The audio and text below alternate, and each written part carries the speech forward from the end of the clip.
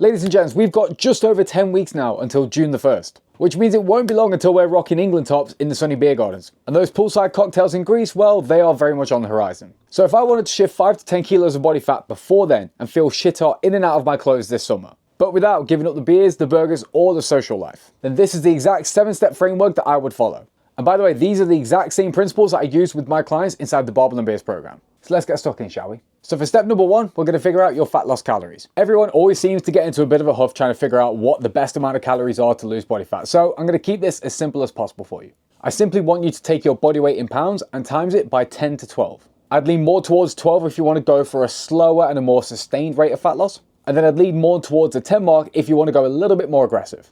And in terms of your protein target, I want you to take your body weight in pounds once again, and I want you to multiply that by 0.6 to 0.8. Now, if you're sat there wondering, hang on a minute, Sam, why are you only giving me calorie and protein targets? What about carbs and fats? Well, I'm going to tell you what most people won't, but your carb and fat intakes really don't matter for fat loss. At the end of the day, carb and fats are primarily energy sources for the body, and it is totally down to your preference in terms of what you would prefer more of in your diet. The only things you really need to concern yourself with when it comes to actually the stuff that changes your body composition, it's being in a calorie deficit to drop the body fat and the amount of protein that you're taking in to either maintain or even build muscle mass. So as for carb and fats, do whatever the hell you like. So for step 2, we're going to get your shit together in the gym. Now, from my experience of coaching hundreds of people over the last few years who are all working full time, are raising kids, have a household to manage, have a family to look after, have a social life to maintain and stuff like that. From my experience, most people would ideally get on board with training 3 to 4 times per week for no more than 45 minutes at a time, I would say. The 45 to 60 minute mark is kind of sweet because it means that you can probably fit it in either before work, on your lunch break, or even after work without it eating too much into your personal time at the end of the day. Now, when it comes to programming in the gym for my clients, I use a system called the Simple Send It method. I'm going to give you a hint of what this looks like towards the end of this video, where I'm going to be talking about my 4 weeks of free coaching, where you'll get access to 10 plus different training programs to use up. So stick around till the end of the video to get some info on that. So for step 3, we're now going to set you your steps target and your cardio targets. Now, once again, we want to keep this really, really simple. For your steps target, I want you to take your daily average step count, either from your smartwatch or from your phone. Take whatever that number is, add 2,000 steps on top of that, and that is going to be your steps target to begin with. So for argument's sake, if your average daily step count is around 5,000 per day, you're going to target 7,000 per day as your beginner target. As for cardio, well, this is where most people tend to fuck up. From my experience of coaching, you only really want to add in cardio when it's absolutely necessary. Again, you've got to look at it as a tool, not a necessity. I would always look to start out by just controlling your step count, controlling your calories and your activity in the gym, seeing how you get on with that before you start adding in cardio. However, if you did want to add some in to maybe kind of speed up the process a little bit more, go a bit more aggressive, I would start with around 400 calories per week as a cardio target and then kind of building it up from there. In terms of how you would achieve that cardio target, it's entirely up to you. But from what I kind of encourage my clients to do, it would either be by playing sports, going for runs, or even just kind of like post-gym cardio in the form of Stairmaster, rower, upright bike, stuff like that. And if I were you, I would break it up across the week so that you do it either after the gym or do a little bit on like rest days or something like that. You don't necessarily need to do it all in one go.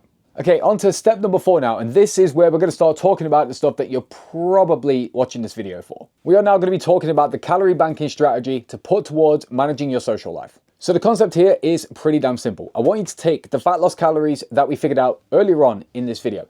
Then what I would like you to do is to bank 100 to 200 calories per day across the week. So if we're going from Monday to Friday, you're looking at saving an extra 500 to 1,000 calories. Then what I want you to do is add that onto your Saturday totals. So it would be whatever your fat loss calories are, plus the calories that you've obviously banked up across the week. Now, what's really great about this is that your weekly calories are going to stay exactly the same. I'm going to show you in this graphic here, but essentially if you're consuming the same calories every day across a 7-day period, but if you're using the calorie banking strategy like I've just mentioned here as well, your weekly calories are going to total exactly the same, which means they're going to have the exact same effect on you in terms of your rate of fat loss. But the biggest difference is because you've got one artificially high day of calories, it's going to be so much easier to fit social plans in on those days because you've got way more calories to play around with. And that leads me very nicely into step 5, which is now we're going to talk about how to effectively use your high calorie day to manage social occasions and still stay on track to lose fat.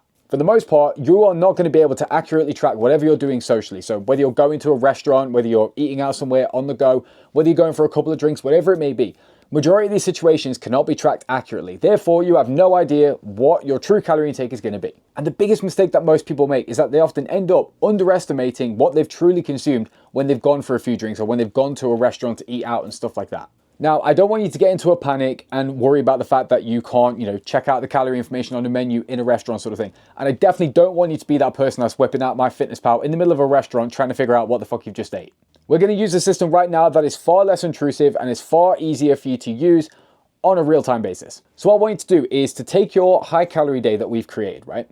Then what I want you to do is allocate up to 1,200 calories of that high calorie day to put towards a restaurant meal. Now, I know 1,200 calories sounds like a lot for one meal, right? But I've got to be honest with you, right? The reason that restaurant food tastes so fucking good, right, is because they use so many oils, fats, and sugars to create such great taste. So if you want to fit this in, well, you've got to have the calories for it. Now, if we go to a different situation entirely, for example, if we say, for example, you want to go out for a couple of beers, here's what I want you to do instead. I want you to allocate between 600 and 800 calories to put towards any alcoholic drinks that you may end up having on a given night. So this will apply, for example, if you want to go for a couple of beers after work on a Friday afternoon, or if you want to go for a couple of drinks before you go and watch a sports game, something like that. Now, here's what you need to understand, right? I am a big fan of pints. As you've probably seen on my social media, I am a very much a Guinness enjoyer, right?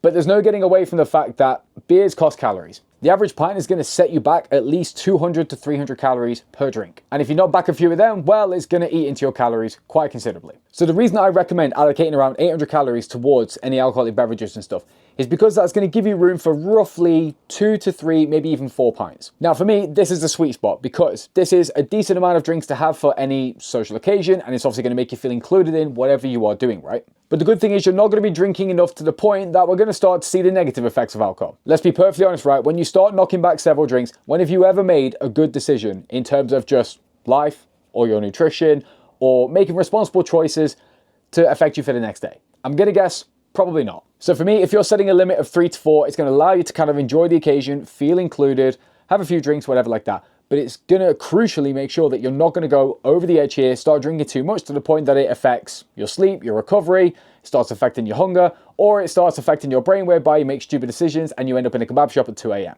That's what we're trying to avoid here. Now, with both of those methods, here's what I also want you to do. Once you have allocated the calories for whatever social occasion it is that you're planning on having, whatever calories you've then got remaining for the rest of the day, I want you to focus on hitting at least 75% of your protein targets.